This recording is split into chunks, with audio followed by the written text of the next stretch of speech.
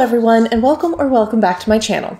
Just another struggling writer, the beleaguered author's one-stop shop for commiseration and hopefully inspiration. My name is Carrie Scher, and I am just another struggling writer.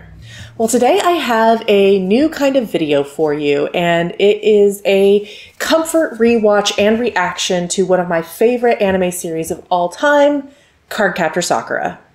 I have been thinking about doing these fun reaction videos for a while, but I wanted to start with something familiar and something that I already love and can finally share with you guys. That is why I chose Cardcaptor Sakura. My vision for this series is each video will feature 3 episodes of the original series, which is 60 episodes long, so in theory 20 episodes of this reaction series. And before we get started with the first episode, just a little disclaimer. Cardcaptor Sakura came out in the 90s and is a little bit dated, not just in the animation, but in also some of the ideas it presents. There are some problematic elements, that has always been true. I hope nothing overtly triggering for anyone, as this is a TV show meant for children, but some questionable relationships do appear that will make some people raise some eyebrows, yours truly included. That aside, I hope we can still enjoy this series together. So without further ado, let's get into episode 1.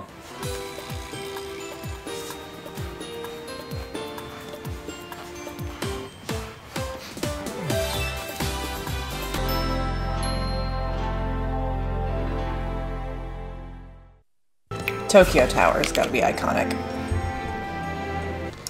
After I showed this show to my daughters for the first time, my oldest daughter became obsessed with rollerblading and she wanted me to get her a pair of rollerblades. It didn't last. If you don't love Tomoyo, I don't trust you. In my headset, it kind of sounds like a tummy is rumbling, which is so funny knowing who is about to appear. But the hungriest little bean there ever once was. Why does it sound so wet? And so enters the greatest dual character and plot device that is Kiroberos. I love that his little stuffed animal body is so useful in so many ways and gets out of trouble and makes trouble in so many ways. I'm gonna be honest with you guys, I still pronounce them Clow cards. No matter how many times I've seen the Japanese version, and no matter how much I tell myself that Clo makes more sense phonetically, I still pronounce it Clow. I'm sorry. This is the only time we see this fly card, because it is too useful to delay its capture. I gotta admit, the elemental aspects of the magic in this show don't make a lot of sense to me. Like, you would think fighting a wind-based card with another wind-based card wouldn't work very well.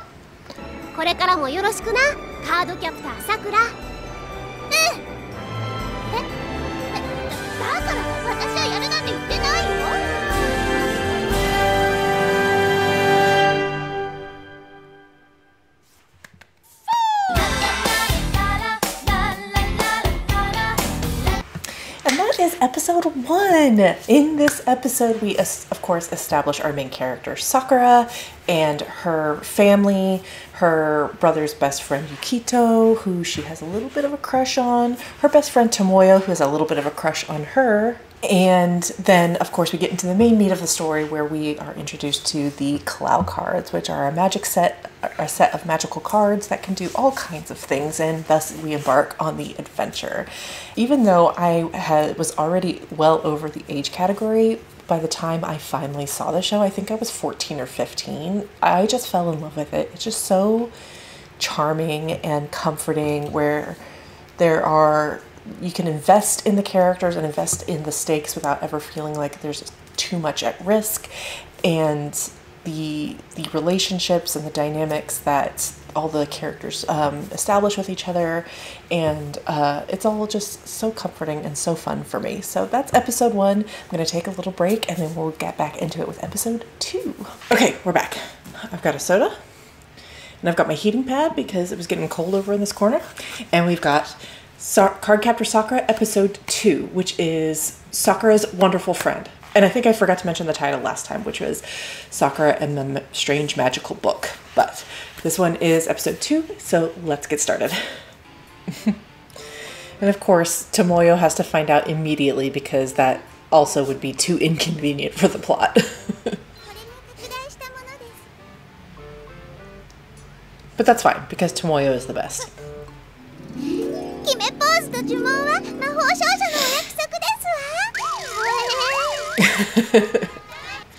That's the other great thing about the show is that, like, the magical girl elements, the costumes, and the posing and everything, that's all just for show for Tomoyo. It's not like a real element of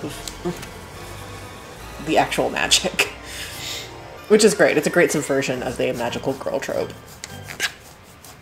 While also getting to indulge in it. Oh yes. We can't forget about Tomoyo's bodyguards, who seem to witness them doing all sorts of truant things and say nothing, or even attempt to stop them. I also love that she has all these costumes already prepared. Like, what was she going to do if Sakura never got magic? Love this costume.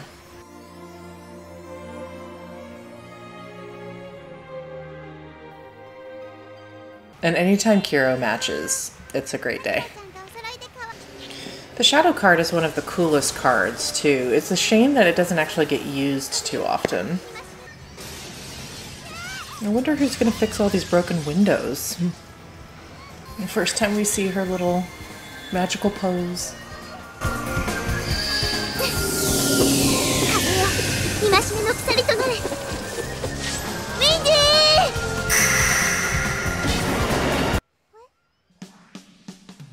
What a shame it would be if someone walked in on this.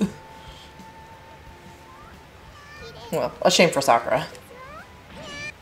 Ugh, Groovy is such a great end song. So that's episode 2. In this episode, we introduce the shadow card, which again is one of the cooler ones. It has so much utility. It's really a shame that it doesn't get used as often. And we also bring Tomoyo into Sakura's secret, which is great because she is such an important support person for Sakura, not just like in the comical aspects with the costumes and everything, but also just helping her out and covering for her in the future and whatnot. So an important plot development as well in terms of bringing her into the loop and capturing another card. So we are 2 for 2 on captured cards, and yeah, that's episode 2. So another quick break, and then we will get back to it to finish up with episode 3. Okay, we're back for episode 3, Sakura's breathtaking first date. This aquarium makes a lot of appearances. Getting the plot started off quickly. Also, thus begins the many jobs of Toya.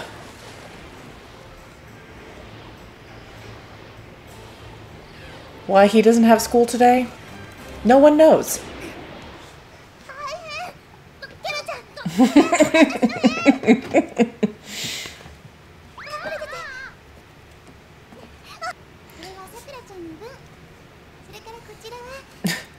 So Tomoya's mom works for a toy company, and they somehow made working cell phones as toys.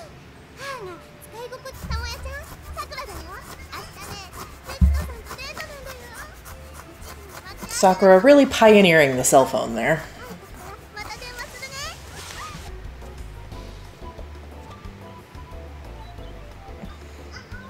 I love Clamp's commitment to drawing cute new outfits for every single episode.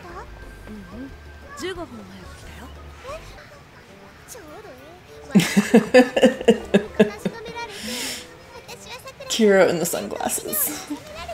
What are they holding on to? How are they staying on his face? Does this count as a different job or is it the same job? I love when Tomoyo can plan a costume for the car that they're capturing. And I do love this water jester sprite thing that she's got going. Yeah, I can't imagine that cold air is too comfortable in her hot pants.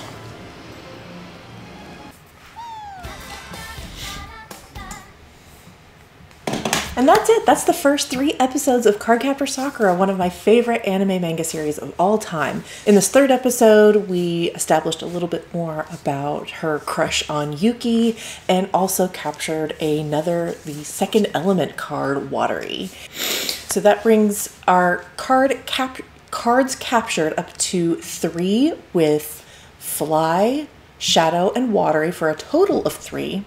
We saw 2 unique costumes, and we experienced Toya's first part-time job. So, off to a great start. I don't know when I'm going to do this again. It is quite a process, but I hope you enjoyed watching these first 3 episodes of Cardcaptor Sakura with me, and I can't wait to do it again. Bye!